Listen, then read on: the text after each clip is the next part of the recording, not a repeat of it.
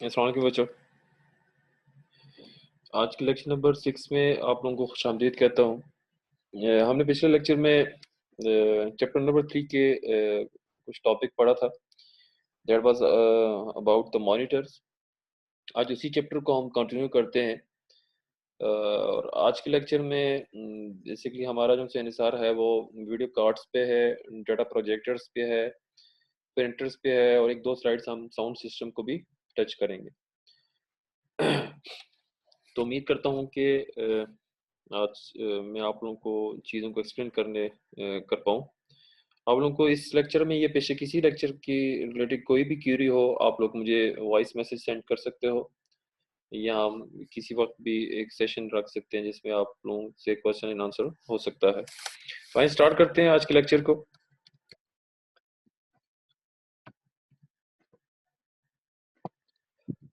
सबसे पहले बेसिकली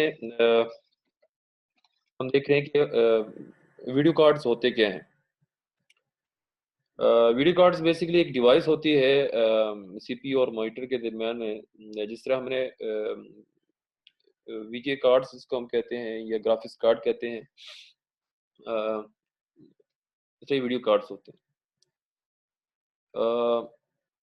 जितने अच्छे आपकी वीडियो कार्ड्स होंगे उतनी ही आपकी आउटपुट जैसे मॉनिटर की जो आउटपुट होगी वो ज़्यादा बेहतर होगी।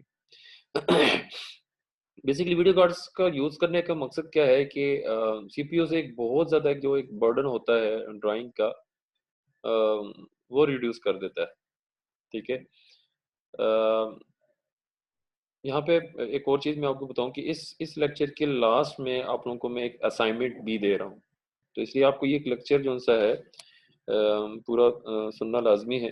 और वो असाइनमेंट अपनी ड्यू डेट पे आप लोगों ने मुझे सबमिट भी करानी है। एक छोटी सी एक असाइनमेंट है, ज़्यादा बड़ी नहीं। अच्छा, जो वीडियो कार्ड्स होता है बाकी प्रोसेसर्स की तरह इसमें भी रैम होती है। जो मॉडर्न जो से आपकी जो वीडियो कार्ड्स हैं उसमें आपकी तकरीबन 512 MB तक की आपकी रैम मौजूद होती है। और वीडियो कार्ड्स आपकी 3D जो इमेजेस हैं उनको भी रेंडरिंग करने के लिए भी हम यूज़ कर सकते हैं। उम्मीद करता हूँ आप तमाम लोगों ने वीडियो कार्ड्स देखे होंगे जिसमें आपके फ़ैन की कूलिंग की भी फैसिलिटी मौजूद होती है, प्रोसेसर और तमाम चीज़ें बेसिकली आपकी जो जो एक इमेज प्रोड्यूस करने के लिए काफ़ी होती हैं, वो इसमें सारी चीज़ें होती हैं। जिस तरह हमने सिस्टम का पूरे एक सिस्टम का हमने एर्गोनॉमिक्स हमने देखा था, इस तरह मॉनिटर्स का भी एर्गोनॉमिक्स है कि बेसिकली उससे क्या साइड इफ़ेक्ट्स हो सकते हैं मॉनिटर्स को गलत यूज़ करने की वजह से। सबसे पहले तो ये है कि इसकी एक आई स्क्रीन भी हमारी डेवलप हो सकती है, जो एक एक फटीग है आइज़ के लिए। अगर हम उसको प्रॉपर एक डिस्टेंस नहीं रखेंगे मॉनिटर्स और अपनी आइज़ के दरमियान में, तो आपकी आइज़ खराब होने के भी चांसेस हो सकते हैं।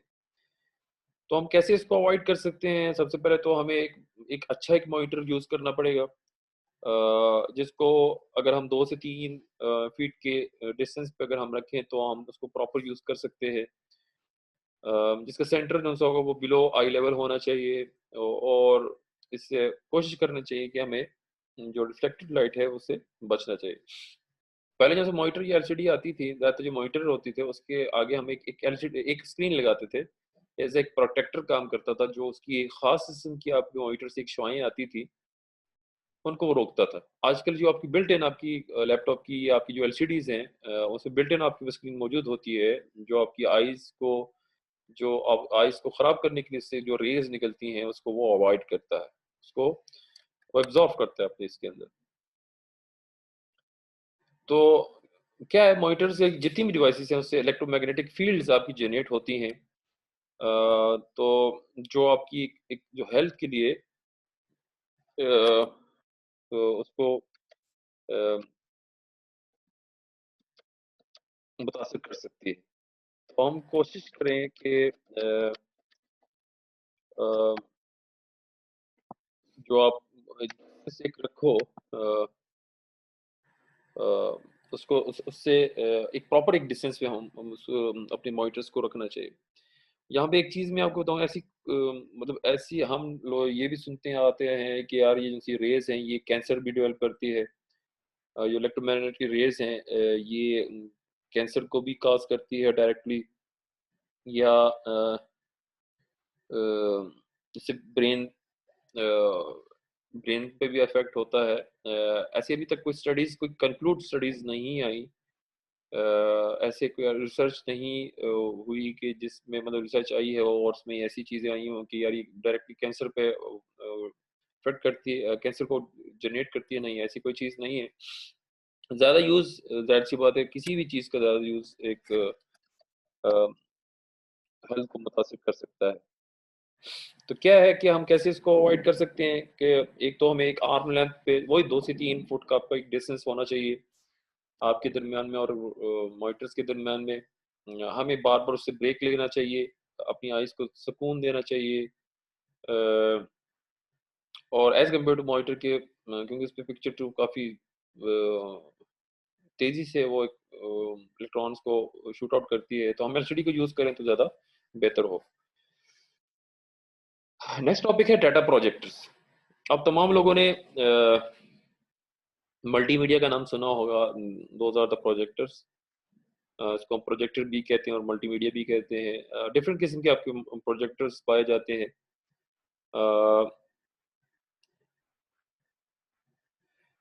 स्लाइड्स प्रोजेक्टर्स को रिप्लेस किया है इन डाटा प्रोजेक्टर्स ने। अम, किसी भी इमेज को ये पूरी एक वॉल या एक स्क्रीन पे ये प्रोजेक्ट करते हैं, जिसमें सबसे कॉमन जो से आपके प्रोजेक्टर हैं वो आपके एलसीडी प्रोजेक्टर्स हैं। Most common type of projectors. अब तमाम लोगों ने मल्टीमीडिया के नाम सुना होगा, अगर नहीं सुना तो let me show you on my screen.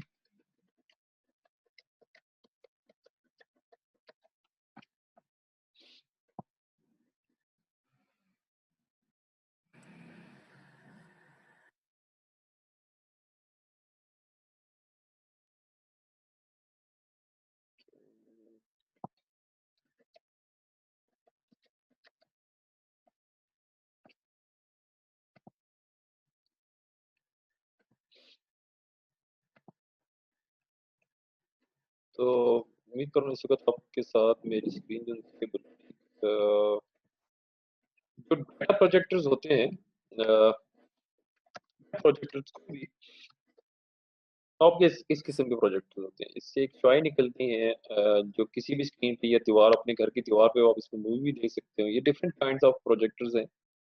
ये साइज़ पे भी डिपेंड करता है, साइज़ डिफरेंट किस्म के आपके साइज़ हैं। यूनिवर्सिटी में भी ये लैपटॉप के साथ इसको अटैच कर सकते हो, डेस्कटॉप के साथ अटैच कर सकते हो। आजकल मुख्तलिफ क्लासेस में यूनिवर्सिटीज़ में क्लासेस के अंदर ही उन्होंने एलसीडी लगाई हुई है। आप अपने लैपटॉप को एलसीडी के साथ बड़ी-बड़ी एलसीडीज़ लगाई हुई हैं। उसमें भी आप इसको देख सकते हो। ये आपके क्या कहलाते हैं? प्रोजेक्टर कहलाते हैं। Most common type of projector small LCD screen, very light, bright light, require a darken room. कुछ ऐसे एलसीडी प्रोजेक्टर्स हैं आजकल यूज़ करते हैं, जिसको अगर हम क्लास के अंदर यूज़ करते हैं तो हम कहते हैं कि यार ये लाइट है, बाकी जो एक्स्ट्रा लाइट्स हैं उसको बंद कर दो कि ताकि ये जो स्क्रीन है वो तो अच्छी तरह नज़र आए। इसको व्हाइट बोर्ड पे भी आप इसको प्रोजेक्ट कर सकते हो, वॉल पे भी प्रोजेक्ट कर सकते हो। कोई अगर आपके पास एक स्क्रीन मौजूद है, जस्ट आपकी पैनाफ्लेक्स की तरह एक व्हाइट स्क्रीन मौजूद है, उसको भी आप यूज़ कर सकते हो। अ, इसमें डिजिटल लाइट प्रोजेक्टर्स भी होते हैं। इसमें कोई मिरर्स आपके यूज़ होते हैं। अ, उसको लाइट रूम में भी हम उसको एज़ कम्पेयर टू जो एलसीडी हैं, उनसे ज़्यादा ये अच्छे होते हैं। होते उसी तरह ही हैं, लेकिन इसमें जो सीरीज़ ऑफ मिरर्स यूज़ होते हैं, जो डिस्प्ले को कंट्रोल करते हैं, जिसको आप लाइटिंग रूम में भी यूज़ कर सकते हैं। नेक्स्ट है साउंड सिस्टम्स। अब तमाम लोग अच्छी तरह से वाकिफ़ हो, बेसिकली हम स्पीकर्स को साउंड सिस्टम कहते हैं। जिससे हम रिकॉर्डिंग भी कर सकते हैं, प्लेबैक भी कर सकते हैं। अ, साउंड सिस्टम भी अब बेसिकली आपको एक आउटपुट डिवाइस है। सिस्टम के लिए ज़ाहिर-सी बात आपको एक साउंड कार्ड भी होना लाज़मी है।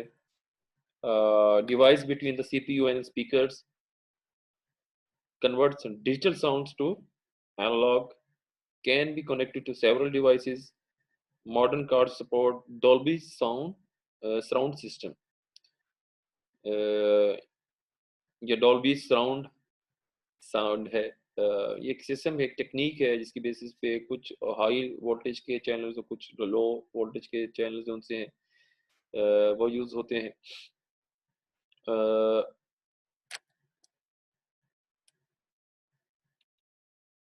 साउंड सिस्टम में हेडफोन्स और हेडसेट्स हैं, replacement of for the speakers and microphones, offer privacy, does not annoy other peoples. आप तमाम बखूबी स्पीकर्स हेडफोन्स को यूज़ करते हो।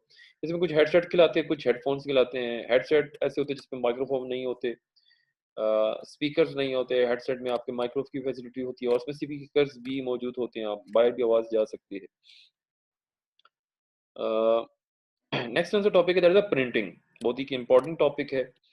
हमारे पास डिफरेंट किस्म के हमारे पास प्रिंटर है, लेकिन जो बेसिक जो दो टाइप हैं वो हमारे पास दो ही हैं प्रिंटर्स की। एक इम्पैक्ट प्रिंटर्स है और एक नॉन इम्पैक्ट प्रिंटर्स। ठीक है, जो इम्पैक्ट प्रिंटर्स हैं वो ओल्ड वर्जन्स की प्रिंटर आपके कहलाते हैं, जिसमें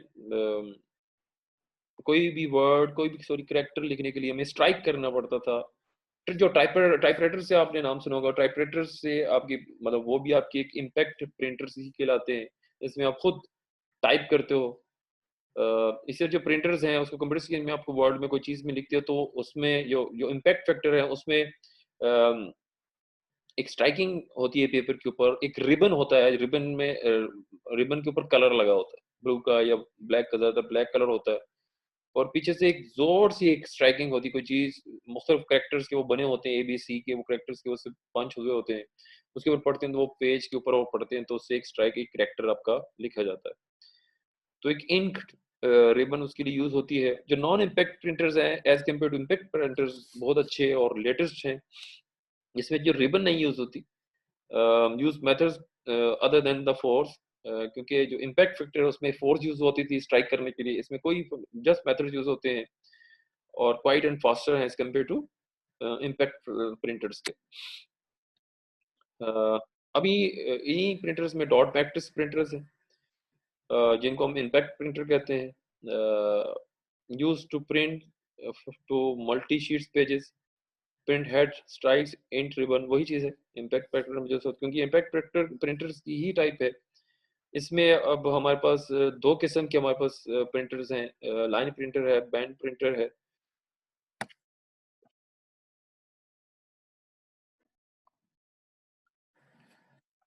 सॉरी थोड़ा सा मेरी स्लाइड्स को गिरी थी। तो हम डॉट मैट्रिक्स पे थे।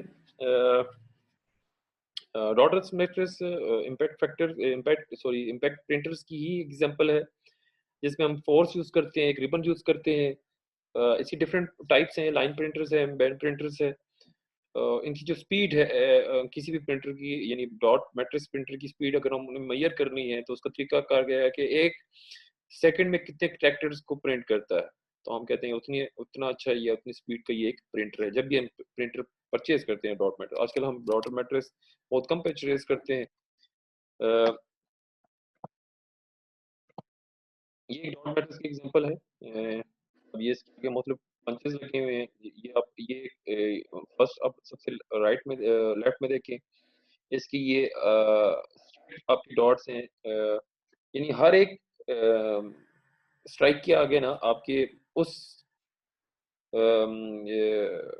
फॉर आपने पी प्रिंट करना है तो पी आपकी उसकी पिनें निकली होंगी, वो पिन पी बनी हुई होंगी और वो पेज के ऊपर प्रिंट करेंगी। पी बनी होंगी तो आई नंबर की आई शेप की उसमें से पिन गौर से देखें तो आपको उसी टाइप की पिन्स निकली हुई नजर आएंगी। अगेन इंकजेट प्रिंटर्स जो नॉन इम्पैक्ट प्रिंटर्स की हैं एग्जांपल, ऐसे ये कलरफुल प्रिंटर है, जिसमें cyan magenta yellow and black colour की आपकी उसमें प्रिंटर के होते हैं, sprays into sprays ink into paper. अब उसमें इंजेक्ट है, उसमें पंच था पिछले डॉट मैट्रिक्स में, इसमें इंजेक्ट करता है, स्प्रे करता है। Speed measures then pages per minute, एक मिनट में कितने पेजेस को प्रिंट करता है as compare dot matrix speed में हाई है।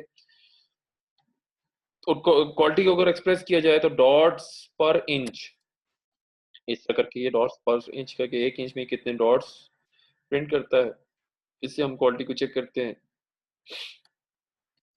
जैसे laser printers, non impact printers produce high quality document, colour black दोनों किस्म के आपके इससे आप प्रिंट आप इसमें से कर सकते हो। प्रिंट प्रोसेस क्या है? Laser draws are text on the page. जो लेजर होता है वो बेसिकली क्या काम करता है, वो आपकी पेज के ऊपर एक एक इमेज को ड्रा करता है, समझ लो कि उसकी एजेस ड्रा करता है।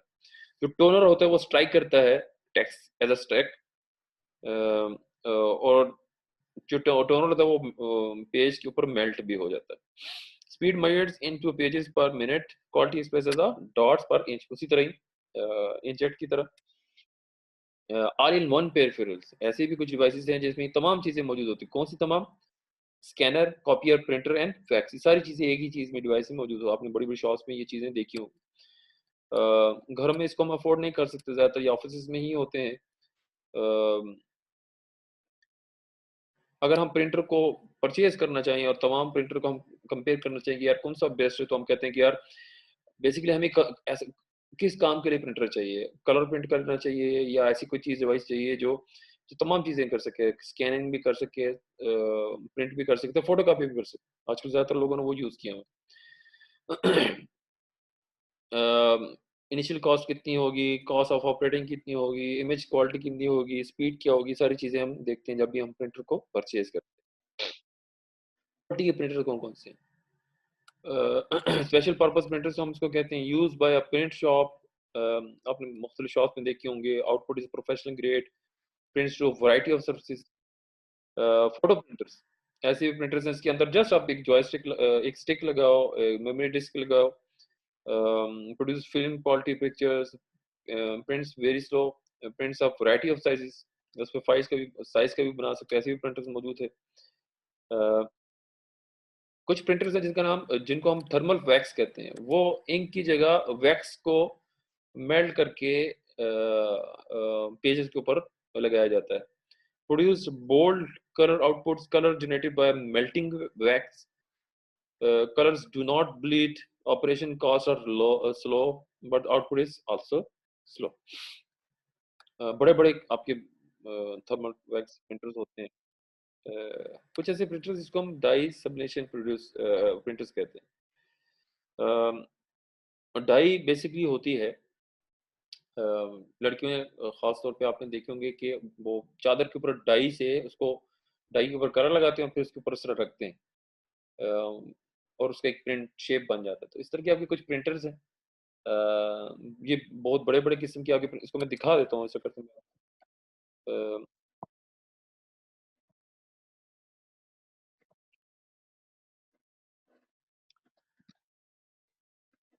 डब सबलिमेशन प्रिंटर्स हैं, ये देखें, ये बड़े बड़े किस्म के प्रिंटर्स हैं। इसके अंदर डाई लगी होती है, उस पर कलर लगा होता है, वो इसलिए वो प्रिंट के ऊपर पड़ता है। ये देखें, ये कपड़े के लिए है, ये देखें पेनाफ्लेक्स जिससे आप करते हैं, तो उसके ऊपर डाई लगी हुई है, देखें। ये मुख्तलिफ किस्म के आपके डाई सब्लिमेशन प्रिंटर्स हैं, मार्केट में अवेलेबल हैं।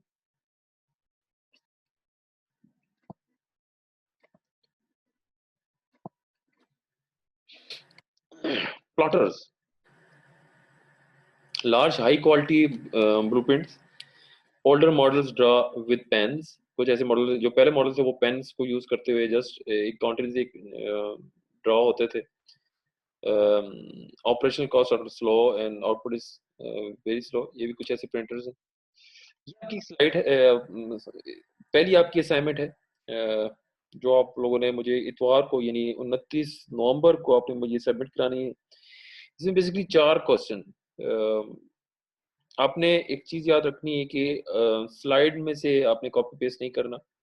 इसके अलावा अगर आपको मेरे कोई बुक दी है आप उसमें से देख सकते हो, इंटरनेट से देख सकते हो, लेकिन लिखना आपने अपनी इंग्लिश में है। किसी भी 2 स्टूडेंट्स का या 3 स्टूडेंट्स का, जितने भी स्टूडेंट्स अगर आपस में कॉपी पेस्ट किया हो या आपने जस्ट इंटरनेट से कॉपी पेस्ट किया हो, आप अच्छी तरह वाकिफ हो कि अगर फर्ज मैं कोई इंटरनेट में कोई चीज़ अगर देखूं तो आप लोगों ने उसमें से कोई चीज़ लिखी है तो मैं जस्ट गूगल में लिखूं तो वो चीज़ वहीं से निकल आएगी जहां से आपने कॉपी पेस्ट किया है। तो आपने अपनी इंग्लिश की वर्डिंग में आपने जिस तरह भी ग्रामर करो, मैं ग्रामर आपकी चेक नहीं करूँगा। आप जिस तरह भी इसको लिख सकते हो लिखो, handwritten. CS camera scan से मोबाइल के अंदर से उसको स्कैन करके अपने सीआर को ईमेल करो। तो 4 डिफरेंट क्वेश्चंस हैं।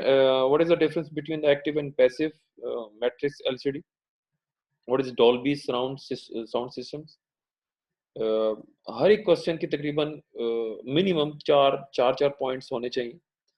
और लास्ट में what are the line and band printers, ठीक है? इसमें क्लियर कट लिखा हुआ है कि आपने कॉपी पेस्ट नहीं करना स्लाइड से, और इंटरनेट से आप देखो, बुक से देखो, जहाँ जहाँ से देखते हो, लेकिन आपने उसको रीफ्रेजिंग करनी है अपनी इंग्लिश में, उसको यूज कर सके। मुझे 29 नवंबर को रात 12 बजे तक आपका टाइम, ठीक है? आप अपने सीआर को सेंड कर सकते हो, सीआर फिर सीआर से मैं ले लूंगा। Thank you for watching today's lecture.